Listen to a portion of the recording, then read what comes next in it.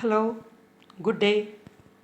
I am C.R. Prakash Rao from Global Academy of Technology, Department of Mechanical Engineering. Today let us discuss on measurement of gears, which is part of mechanical measurements and metrology subject. Module 3, part 4. Measurement of runout. After the production, inspection of gears should be carried out to ensure correctness of different parameters and smoothness of the operation. Different methods are followed for the measurement and checking of the gears. In this part, we will discuss on measurement of runout, measurement of concentricity, measurement of involute profile and checking composite errors. Measurement of runout. The runout is caused when there is some deviation in the trajectories of the points on a section of a circular surface in relation to the axis of rotation of gears. Actually, runout is troublemaker. The runout is a quality of gear which results in a center distance variation.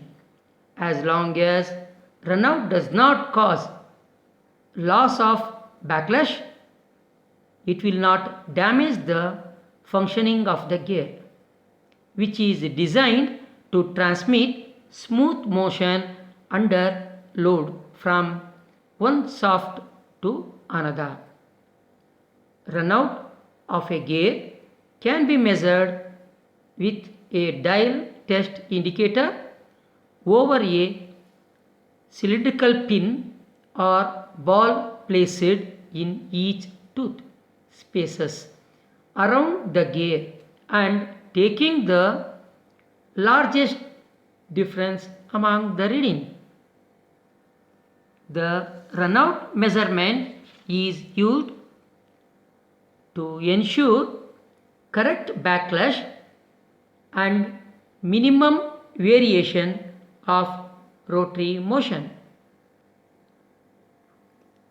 In figure 1, we can see that the runout measurement. The figure 1 shows the method of runout measurement and figure 2 shows the tolerance of runout, which is shown using geometrical dimensioning and tolerancing symbols. Then let us discuss on measurement of concentricity.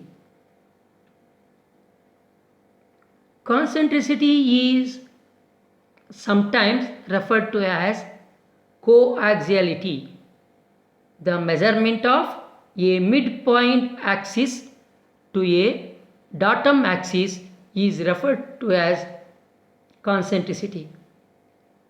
It is important that the center about which the gear is mounted should be coincident with the center from which the gear teeth are generated.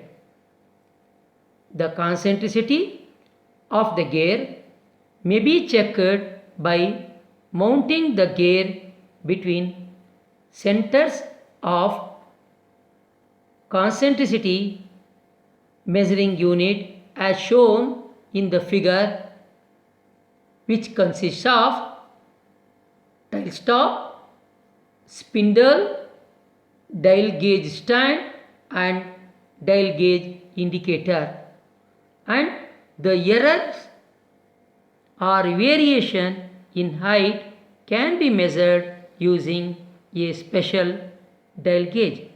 The concentricity can also be measured using a profile projector, in which case the teeth are brought against a stop and complete image of the teeth on the screen should match with the crosswise or with a line on the screen. The variation in reading obtained will be a function of the concentricity or eccentricity exist or present in the gear. The concentricity is considered as the circular form of geometrical dimensioning and tolerancing. The typical tolerance for concentricity is shown in figure 4 using geometrical dimensioning and tolerancing symbol. Now let us discuss about profile measuring machine. The profile is the portion of the tooth flank between the specified form circle and the outside circle or shape of the curve measured from the root to the tip of the gear blank. The functional part of the gear tooth is the one which is the area that is in actual contact during the tooth mesh.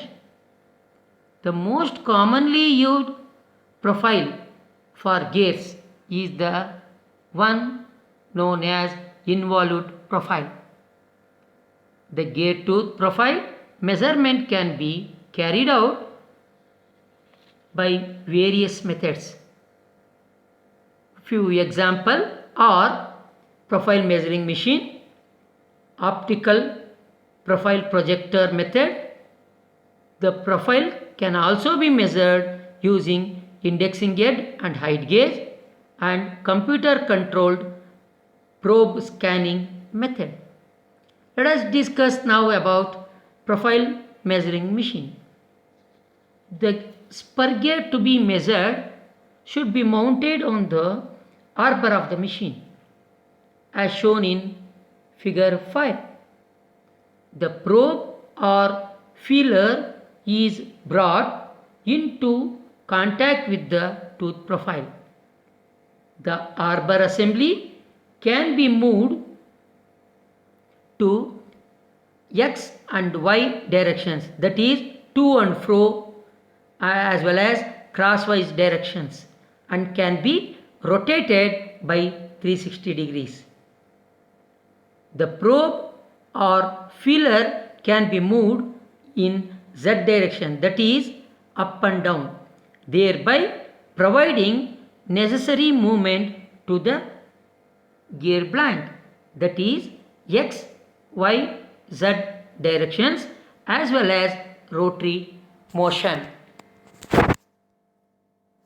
Now let us discuss on Parkinson gear testing machine or composite error checking machine.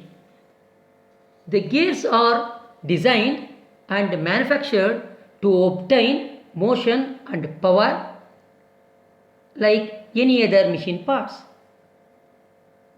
Gears are also subject to deviations resulting from the manufacturing process. Production of good quality product mainly depends on the methodology adopted for inspection. So inspection or checking of composite error will be one among the excelled methodology of checking quality of the gear blanks. The complete error testing or the one is composite error or Parkinson gear testing machine is commonly used for mass production, which gives accurate results at lesser lead time.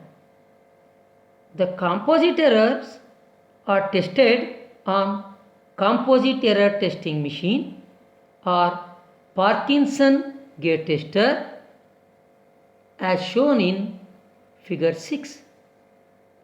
In the machine, the gear blank to be tested is rotated under spring pressure against a master gear. The Parkinson gear tester or composite error testing machine consists of a rigid base and two carriages. Among that, one carriage which is spring loaded carriage or movable carriage where the gear blank which is to be tested is mounted. Another carriage is a fixed carriage which is used for mounting master gear. A dial test indicator or dial gauge is made to rest against a mobile carriage. In particular, the reading of dial gauge is recorded. The test reveals any errors in the gear tooth, form, pitch, concentricity of the pitch circle, etc. When two gears are in mesh with each other, then any of the above errors will cause the variation in center distance. Thus, the variation in the center distance is utilized for determining the errors in the gear by using Parkinson gear testing machine. The typical observations of radial errors measured in Parkinson gear tester is shown in figure 7. Thanks for watching the video. Thank you.